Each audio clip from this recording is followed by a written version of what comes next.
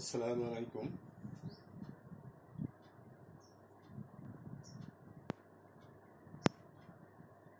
পবিত্র ঈদের ছুটির পর আবার ক্লাস শুরু হলো।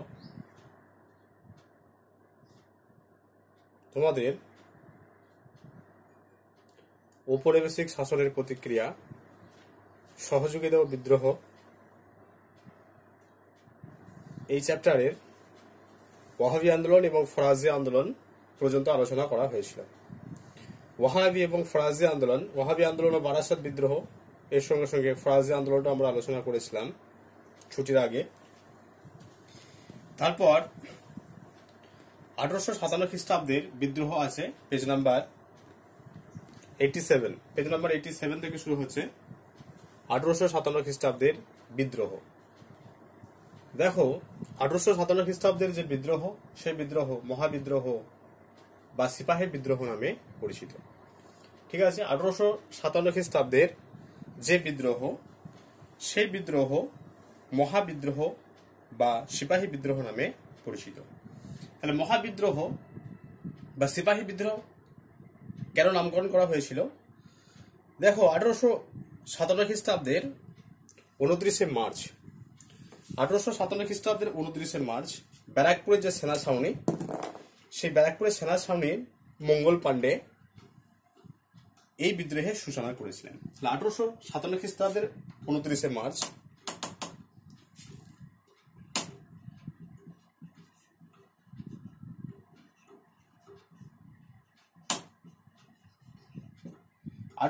খ্রিস্টাব্দের 29শে মার্চ ব্যারাকপুরের সেনা ছাউনি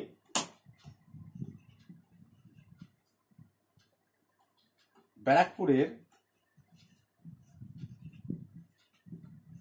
সেনা ছাউনির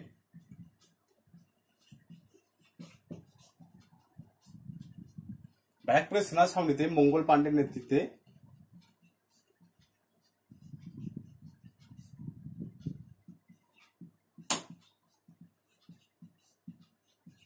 এই আন্দোলনের সূচনা হয়েছিল। যেহেতু মঙ্গল পাণ্ডে একজন সেনা ছিলেন বা সৈনিক ছিলেন বা সিপাহী ছিলেন, তাই প্রথমে এটা যেহেতু সৈনিকদের মধ্যে শুরু হয়েছিল, তাই 1857 খ্রিস্টাব্দের বিদ্রোহকে সিপাহী বিদ্রোহ বলা হয়, যেহেতু এটা প্রথম সিপাহীদের মধ্যে শুরু হয়েছিল। এই কারণে এর নামকরণ হয়েছিল সিপাহী বিদ্রোহ। এরপর আমরা জানবো যে 1857 খ্রিস্টাব্দের যে মহাবিদ্রোহ বা সিপাহী বিদ্রোহ হয়েছিল, সেই সিপাহী বিদ্রোহের কি কি কারণ, সেই মহাবিদ্রোহের কি কি কারণ ছিল, সেই সম্পর্কে আমরা জানবো। তারপর বিভিন্ন যে সমালোচনা, এটা কি আদৌ সিপাহী বিদ্রোহ বলা হয় বা মহাবিদ্রোহ বলা হয়, এই সম্পর্কের যে সমালোচনাগুলো আছে, সেই সমালোচনাগুলো নিয়ে আলোচনা করব। প্রথমে আমরা কারণগুলো নিয়ে আলোচনা করি। কারণগুলো আগে পয়েন্ট ভিত্তিক বোর্ডে লিখি, তারপর কারণগুলো ব্যাখ্যা করছি।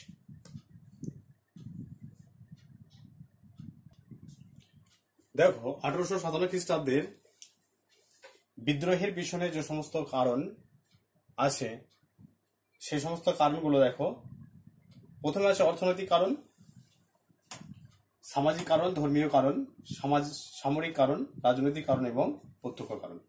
তাহলে এই 6টা কারণ আমরা 1857 খ্রিস্টাব্দে যে বিদ্রোহ, সেই বিদ্রোহের পেছনে এই 6টা কারণকে দায়ী বলে আমরা মনে করি, বা এই 6টি কারণের সমন্বয়ে 1857 খ্রিস্টাব্দের বিদ্রোহ হয়েছিল বলে ঐতিহাসিকরা মনে করেন।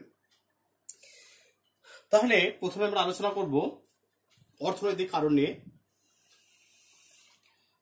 1857 খ্রিস্টাব্দের যে বিদ্রোহ, সেই বিদ্রোহের পিছনে অর্থনৈতিক কারণ মূল দায়ী বলে ঐতিহাসিকরা মনে করেন। দেখো, আমরা জেনেছি যে 1757 খ্রিস্টাব্দের যে পলাশী যুদ্ধ, সেই পলাশী যুদ্ধের পর ইংরেজ ইস্ট ইন্ডিয়া কোম্পানি ভারতবর্ষে তাদের সাম্রাজ্য বিস্তারের ভিত্তা তৈরি করে, এবং তার পরপরই 1764 খ্রিস্টাব্দে যে বক্সারের বিদ্রোহ, সেই বক্সার বিদ্রোহে বাংলা নবাব মীর কাসিম, অযোধ্যা নবাব সুজাউদ্দৌলা এবং দিল্লির সম্রাট দ্বিতীয় শাহ আলম এর সম্মিলিত বাহিনীকে পরাজিত করে ইংরেজ ইস্ট ইন্ডিয়া কোম্পানি বাণিজ্যিক প্রতিষ্ঠান থেকে একটা বাণিজ্যিক প্রতিষ্ঠান ছিল, সেই বাণিজ্যিক প্রতিষ্ঠান থেকে তারা ভারতবর্ষের ভাগ্য নিয়ন্ত্রকে পরিণত হয় এবং বণিকের মানদণ্ড রাজদণ্ডে পরিণত হয়। তারপর থেকে কিন্তু ভারতবর্ষের যে অর্থনৈতিক শোষণ, সেই অর্থনৈতিক শোষণ চলতে শুরু করে, যেটাকে পলাসি প্ল্যান্ডার বা পলাসি লুণ্ঠন বলা হয়। এগুলো আগে আমরা আলোচনা করেছি। তাহলে ইংরেজ ইস্ট ইন্ডিয়া কোম্পানির মূল যে অর্থ, মানে মূল যেটা লক্ষ্য ছিল, যে ভারতবর্ষের সম্পদ যেন তেন প্রকারণে কুক্ষিগত করা, ভারতবর্ষের সম্পদকে নিজেদের দেশে নিয়ে চলে যাওয়া, এটা ছিল তাদের প্রধান উদ্দেশ্য। এর সঙ্গে সঙ্গে আমরা দেখেছি যে বেশ কিছু বন্দোবস্ত ইংরেজ ইস্ট ইন্ডিয়া কোম্পানি চালু করেছিলেন। চিরস্থায়ী বন্দোবস্ত, রায়তওয়ারি বন্দোবস্ত, মোহনবাড়ি বন্দোবস্ত, তার আগে একসালা বন্দোবস্ত, 5 সালা বন্দোবস্ত, 1 সালা বন্দোবস্ত, 10 সালা বন্দোবস্ত, এই সমস্ত বন্দোবস্তগুলো ইংরেজ ইস্ট ইন্ডিয়া কোম্পানির যারা কর্মচারী ছিলেন সেই কর্মচারীরা চালু করেছিলেন। এবং এই সমস্ত যে ভূমি বন্দোবস্ত তারা চালু করেছিলেন, তার পিছনে যেটা প্রধান কারণ হিসেবে আমরা দেখেছি, যে তার পিছনে প্রধান কারণ কিন্তু তাদের আর্থিক দিকটাকে বাড়ানো। ভারতীয়দের যে বিন্দুমাত্র সুবিধা হবে বা ভারতীয়রা বিন্দুমাত্র এর থেকে লাভবান হবে, এরকম উদ্দেশ্য নিয়ে কিন্তু তারা এই সমস্ত ভূমি বন্দোবস্তগুলো কিন্তু চালু করেনি। এর ফলে ভারতবাসীরা সর্বশান্ত হয়ে পড়েছিল এবং তাদের যে অর্থ, সেই অর্থ কিন্তু তারা কুক্ষিগত করেছিল। এই সঙ্গে সঙ্গে ছিল ইংরেজ ইস্ট ইন্ডিয়া কোম্পানির বিভিন্ন খাদ্যদ্রব্য, গোচারণ ভূমি, বনাঞ্চল, পথ, এই সমস্ত বিষয়ের ওপর তারা নতুন নতুন কর আরোপ করেছিল। এর ফলে ভারতীয়দের জীবন কিন্তু সর্বশান্ত হয়ে পড়েছিল। যে সমস্ত চালু কর যেগুলো ছিল, সেই করগুলো দিতে গিয়ে তাদের নাভিশ্বাস উঠত। তার পিছু পিছু তারা আরো বেশ কিছু নতুন নতুন কর তৈরি করেছিলেন। এর ফলে ভারতীয়দের বেঁচে থাকাটাই সেই সময়কালে একটা বড় চ্যালেঞ্জ হয়ে দাঁড়িয়েছিল। আবার এই সময় ইংরেজ ইস্ট ইন্ডিয়া কোম্পানির সঙ্গে যে একটা অসম প্রতিযোগিতা, অসম বাণিজ্যিক প্রতিযোগিতা, সেই অসম বাণিজ্যিক প্রতিযোগিতার ফলে যারা বংশ পরম্পরায় যারা কুটির শিল্পের সঙ্গে যুক্ত ছিলেন, যারা তাঁতি, যাদের বাপ ঠাকুরদা বংশ পরম্পরায় এই কাজ করতেন, তারাও কিন্তু জীবিকা হারিয়েছিল। কেননা জীবিকা হারানোর মূল কারণ হচ্ছে একটা অসম যে প্রতিযোগিতা হয়েছিল ইংরেজ ইস্ট ইন্ডিয়া কোম্পানির সঙ্গে ভারতীয়দের, সে অসম প্রতিযোগিতায় কিন্তু ভারতীয় যারা শিল্পী, কারিগর, তারা কিন্তু কখনোই পারেনি। ফলে তারা তাদের যে জীবিকা, সেই জীবিকা থেকে সরে দাঁড়িয়েছিল এবং তারা বিভিন্ন রকমের অসামাজিক কাজে লিপ্ত হয়ে পড়ে এবং অসামাজিক কাজে যুক্ত হওয়ার সঙ্গে সঙ্গেও তারা কিন্তু তাদের যে কর্মচ্যুত হয়েছিল, সেই কর্মচ্যুত হওয়ার ফলে তারা তাদের জমির উপর একটা চাপ সৃষ্টি হয়েছিল, জমির উপর একটা প্রেসার পড়েছিল এবং তারা চিরাচরিত যে সমস্ত কাজগুলোর সঙ্গে তারা জড়িত ছিল, সেই কাজগুলো আস্তে আস্তে হারাতে শুরু করে এবং ভারতীয়দের শিল্প, স্থাপত্য, সাহিত্য, এই সমস্ত যে বিকাশ, সেই বিকাশ কিন্তু আস্তে আস্তে বন্ধ হয়ে যায়। এর পেছনে কিন্তু এই অর্থনৈতিক কারণকে দায়ী করা যায়। এছাড়াও কোম্পানির যারা রাজস্ব ব্যবস্থার সঙ্গে যুক্ত, সে সমস্ত মহাজন, জমিদার, নীলকর সাহেব, এরাও কিন্তু সাধারণ মানুষদের উপর অত্যাচার করতে ছাড়েনি। নীলকর সাহেবরা ভারতীয় কৃষকদের উপর জোর করে বা বাংলার কৃষকদের উপর জোর করে নীল চাষ করতে তারা বাধ্য করেছিল এবং এক্ষেত্রে নীল চাষিদের যে লাভবান হবে, এটা তারা কখনোই কিন্তু চায়নি। তাদের যে বাণিজ্যিক রূপায়ণ, সেই বাণিজ্যিক রূপায়ণের একটা উন্নতি হবে এবং বাণিজ্যিক দিকটা আরো স্বাচ্ছন্দ্য হবে, লাভবান হবে, সেই উদ্দেশ্যকে তারা সামনে নিয়ে কিন্তু এই নীল চাষটা করেছিল এবং ভারতীয়রা কিন্তু এখানে দারুণভাবে শোষিত হতেন এবং তারা নির্যাতিত হতেন। আবার এই অর্থনৈতিক কারণের ক্ষেত্রে আর একটা গুরুত্বপূর্ণ পয়েন্টস বলা যেতে পারে যে কোম্পানির যারা ভারতীয় শিল্প ব্যবস্থার সঙ্গে যারা যুক্ত ছিলেন, তারা কিন্তু শুল্ক দিয়ে বাণিজ্য করত এবং ইংরেজ ইস্ট ইন্ডিয়া কোম্পানি ভারতবর্ষে বিনা শুল্কে বাণিজ্য করত। তাহলে যেহেতু ভারতীয়রা শুল্ক দিয়ে বাণিজ্য করত ভারতবর্ষে, ফলে তাদের সমস্ত কিছুই খরচ বেশি পড়তো এবং ইংরেজরা যেহেতু বিনা শুল্কে এখানে বাণিজ্য করতেন, তাই তাদের শুল্কটা অনেক কমে যেত। ফলে তারা কম দামে জিনিস দিয়ে দিতে পারতো, সে জায়গায় ভারতীয়রা দিতে পারতেন না। এর ফলে একটা অসম প্রতিযোগিতার সৃষ্টি হয়েছিল এবং অসম প্রতিযোগিতার সৃষ্টি হওয়ার ফলে ভারতীয় যারা ব্যবসায়ী বা যারা কারিগরের সঙ্গে যুক্ত ছিলেন বা কারিগর যারা ছিলেন, তারাও কিন্তু অসন্তোষ প্রকাশ করে এবং এইভাবে এই অর্থনৈতিক কারণ, সিপাহী বিদ্রোহের যে ক্ষেত্র, বা প্ল্যাটফর্ম সেটাকে তৈরি করেছিল।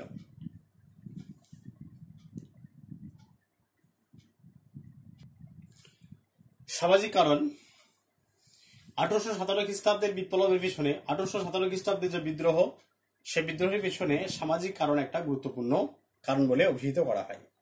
দেখো, সামাজিক কারণ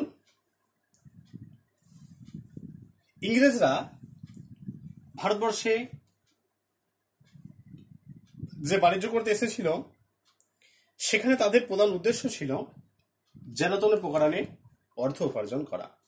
ভারতীয়দের যে উন্নতি বা ভারতীয়দের প্রতি যে সহানুভূতি, সেই উন্নতি বা সহানুভূতি তাদের বিন্দুমাত্র লক্ষ্য ছিল না। তাদের প্রধান লক্ষ্য কি ছিল না? তাদের প্রধান লক্ষ্য ছিল যে ভারতবর্ষে এসে বাণিজ্য করে সেখান থেকে অর্থ উপার্জন করে নিজের দেশে নিয়ে যাওয়া। এবং তারা যেহেতু সাদা চামড়ার মানুষ এবং ভারতীয়রা কালো চামড়ার মানুষ, তাই তারা সবসময় ভারতীয়দেরকে তুচ্ছ তাচ্ছিল্য করত এবং অসভ্য বর্বর বলে তারা অভিহিত করতেন। এবং ভারতীয়দের কোনো উপকারমূলক কাজ তারা তো করতেনই না, উপরন্তু তাদেরকে নানা রকমের অপমানজনক কথা বলতেন। সেই সময়কালে যে সমস্ত ইউরোপিয়ান যে অফিসগুলো ছিল, তাদের যে বড় বড় অফিস, সেই অফিসগুলোর দরজার সামনে লেখা থাকতো dogs and natives are not allowed, কুকুর এবং ভারতীয়দের প্রবেশ নিষেধ। অর্থাৎ তারা ভারতীয়দেরকে কুকুরের সমতুল্য বলে মনে করত। Dogs and natives are not allowed, কুকুর এবং ভারতীয়দের প্রবেশ নিষেধ।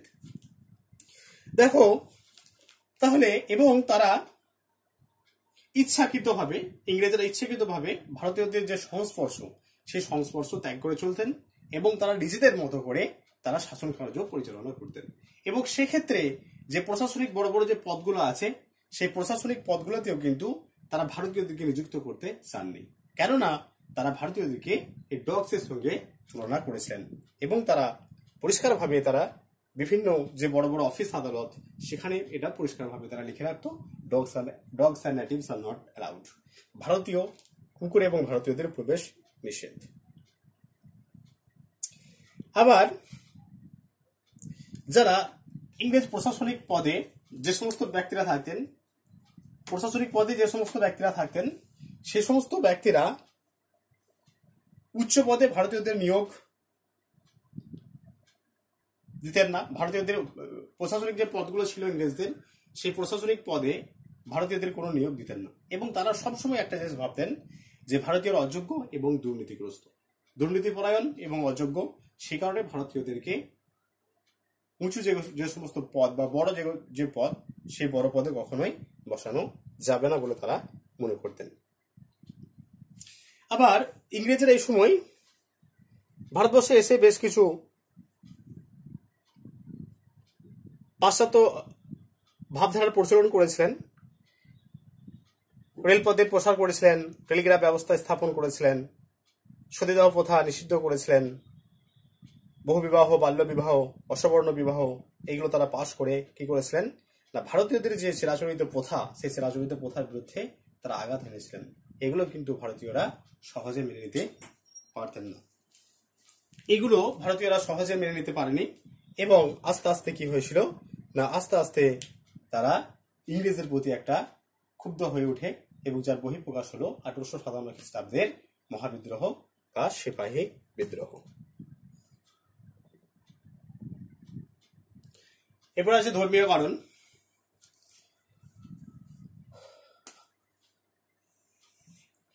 দেখো, ধর্মীয় কারণ ইংরেজ শাসকদের স্বৈরাচার,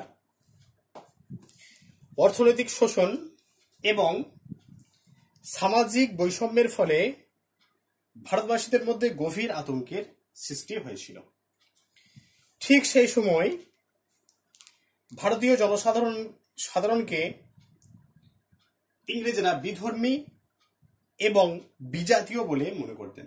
তাহলে বিধর্মী, ভারতীয়দের মধ্যে কোনো ধর্ম নেই, বিধর্মী এবং বিজাতীয়, তারা জাতের মধ্যে পড়ে না বলে তারা মনে করতেন।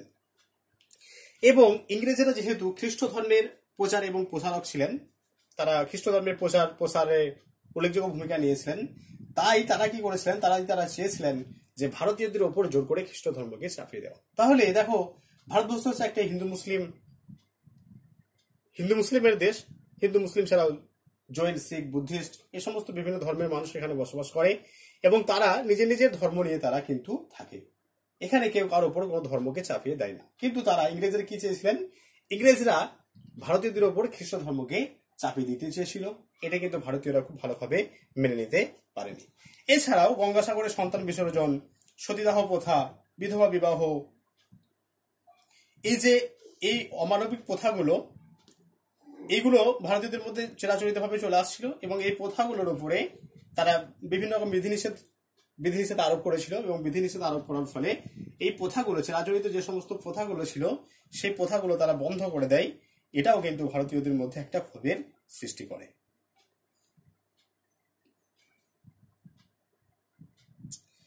এই সমস্ত কারণের জন্য তারা ভারতীয়দেরকে বিক্ষুব্ধ করে তোলে এবং ভারতীয়রা বিদ্রোহের পথে পা বাড়ায়।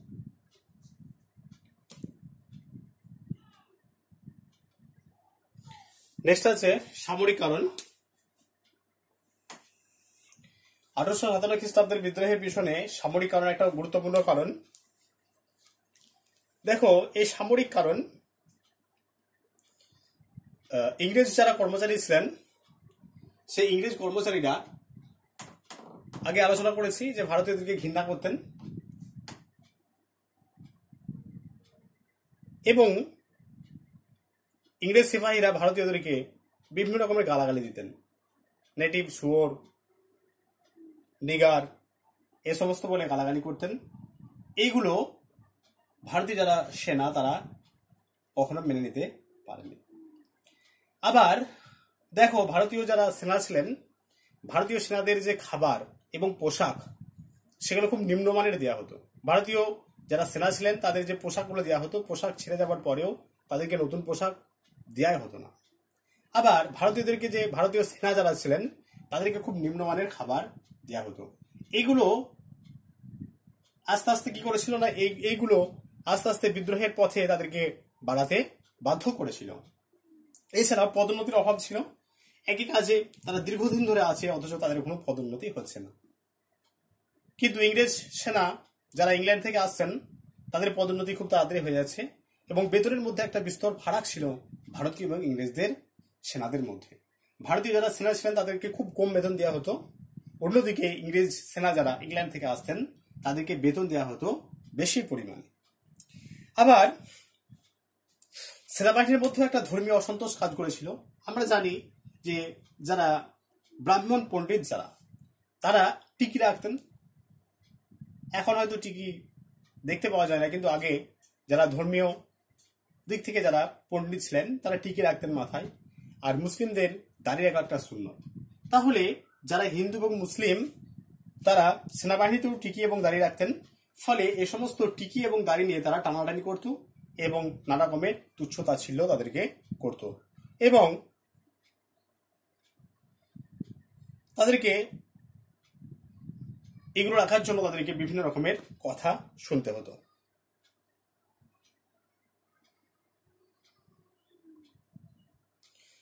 আবার ভারতীয় সিপাহীরা ছিল কৃষক পরিবারের সন্তান। ভারতীয় কৃষকরা বিভিন্নভাবে অর্থনৈতিক ও সামাজিক কারণে ইংরেজদের প্রতি ক্ষুব্ধ হলে সিপাহীদের প্রতি ক্ষোভের সঞ্চার হয়েছিল। এইভাবে এই সামরিক কারণও কিন্তু সিপাহী বিদ্রোহের 1857 খ্রিস্টাব্দের বিদ্রোহের একটা ক্ষেত্র প্রস্তুত করেছিল। নেক্সট হলো রাজনৈতিক কারণ।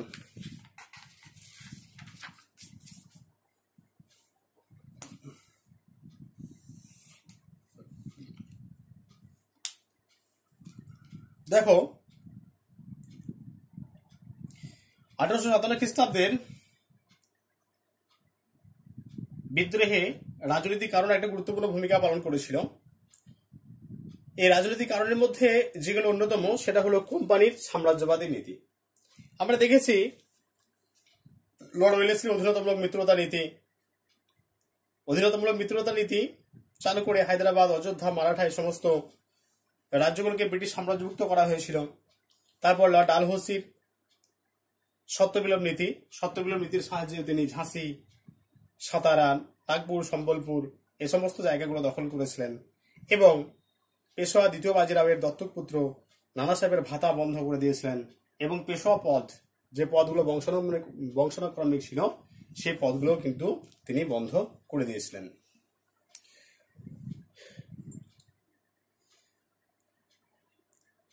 আবার বেশ কিছু অমানবিক কারণ ভারতীয়দেরকে বিক্ষুব্ধ করে তুলেছিল। যেমন ইস্ট ইন্ডিয়া কোম্পানির যারা কর্মচারী তারা নাগপুরে প্রাসাদ লুণ্ঠন করেছিল এবং অযোধ্যাকে কুশাসন অজুহাতে গ্রাস করে ভারতীয় রাজাদের মধ্যে একটা অসন্তোষ তারা সৃষ্টি করেছিল। এবং এই সমস্ত যে দেশীয় রাজাদের তিনি গ্রহণ করেছিলেন তা নয়, বা দেশের রাজ্যগুলো গ্রহণ করেছিলেন তা নয়, সে সমস্ত দেশীয় রাজাদের মধ্যে যে সমস্ত দামি দামি ফার্নিচার বা তাদের যে আসবাবপত্র সেগুলো তারা নিয়ে নিয়েছিলেন এবং সেগুলো প্রকাশ্যে তারা নিলামে বিক্রি করেছিলেন। এগুলো কিন্তু ভারতীয়দের মনে একটা গভীর অসন্তোষ সৃষ্টি করেছিল এবং সিপাহী বিদ্রোহের পথে তাদেরকে এগিয়েছিল। দেশীয় রাজ্যগুলিকে ব্রিটিশ সাম্রাজ্যভুক্ত করার ফলে ওই রাজ্যগুলি হাজার হাজার জীবিকাচ্যুত সৈনিক, কর্মচারী এবং ক্ষতিগ্রস্ত ব্যক্তি কোম্পানির বিরুদ্ধে বিদ্রোহে যোগদান করেছিল।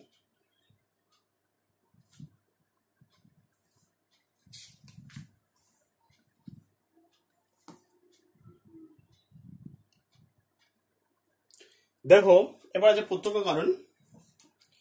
1857 খ্রিস্টাব্দের বিদ্রোহের প্রত্যক্ষ কারণ ছিল এনফিল্ড রাইফেলের ব্যবহার। এনফিল্ড রাইফেলের ব্যবহার বা এনফিল্ড রাইফেলের প্রবর্তন।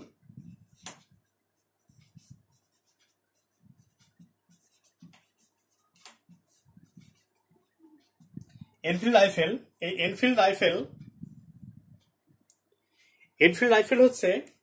রাইফেলের যে টোটা, সেই টোটাগুলো দাঁতে কেটে রাইফেলে ভরতে হতো। তাহলে এনফিল্ড রাইফেল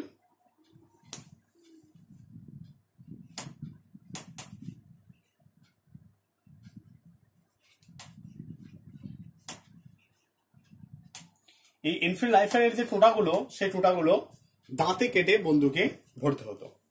তাহলে দেখো একবার গুজব রোডে ছিল কি, এনফিল্ড রাইফেলের যে টোটা, সেই টোটাগুলো যে মোড়ক দিয়ে, যে প্যাকেট দিয়ে টোটাগুলো ভরা থাকে, প্যাকেটজাত করা থাকে, সেই মোড়কটা কি দিয়ে তৈরি, বা প্যাকেটটা কি দিয়ে তৈরি? গরু এবং শুকরের চর্বি দিয়ে তৈরি। তাহলে এরকম একটা গুজব রোডে ছিল। তাহলে হিন্দুদের কাছে যেমন গরুর চর্বি অপবিত্র, মুসলিমদের কাছে ঠিক একই রকম ভাবে শুকরের চর্বিও অপবিত্র। তাহলে যখন এরকম একটা গুজব রোডে ছিল, তখন হিন্দু মুসলিম উভয় সিপাহীরা এই টোটা ব্যবহার করতে অসম্মত হয় এবং তারা বিদ্রোহ শুরু করে। এইভাবে 1857 খ্রিস্টাব্দের 29 মার্চ ব্যারাকপুর সামরিক বা সেনা ছাউনিতে সিপাহী মঙ্গল পাণ্ডের নেতৃত্বে এই প্রথম সিপাহী বিদ্রোহের সূচনা হয়। এরপর এই বিদ্রোহে যারা উল্লেখযোগ্য নেতা ছিলেন তারা হলেন উল্লেখযোগ্য নেতা নেত্রী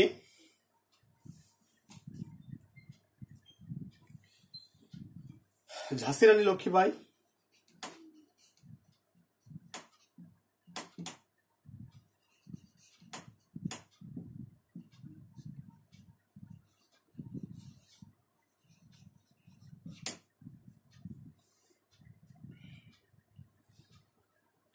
বিহারের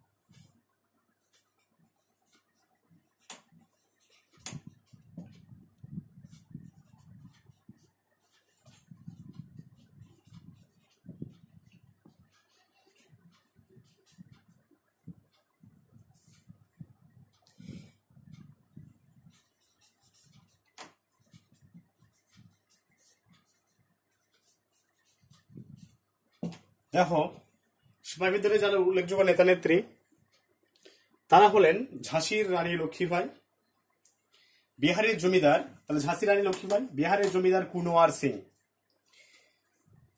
পেশোয়ার দত্তপুত্র নানা সাহেব এবং তাঁতিয়া তোফি, বিহারের জমিদার বখত খান।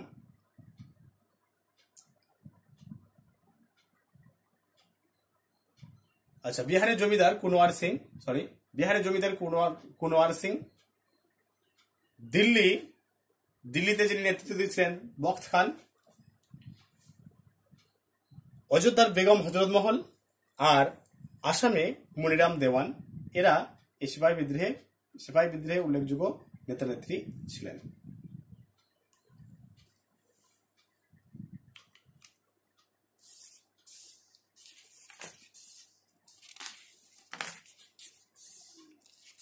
দেখো, তোমাদের আজকে এখান পর্যন্ত আলোচনা করা হলো। পরবর্তী ক্লাসে আমরা সিপাহী বিদ্রোহের ফলাফল এবং সিপাহী বিদ্রোহের যে সমালোচনা,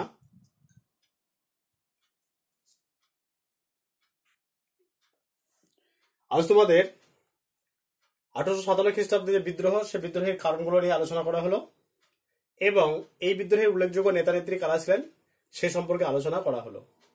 এরপরে ক্লাসে আমরা সিপাহী বিদ্রোহের ফলাফল সম্পর্কে আলোচনা করব এবং সিপাহী বিদ্রোহের ফলাফল আলোচনা করার পর বা আলোচনা করার সঙ্গে সঙ্গে ওই ক্লাসে, একই ক্লাসে আমরা আলোচনা করব এই সিপাহী বিদ্রোহের যে সমালোচনা, বিভিন্ন যে সমালোচনাগুলো আছে সেই সমালোচনাগুলো নিয়ে আমরা আলোচনা করব। ভিডিওটা সবাই ভালো করে দেখবে। যদি কারো কিছু বুঝতে অসুবিধা হয় অবশ্যই আমাকে জানাবে। ঠিক আছে।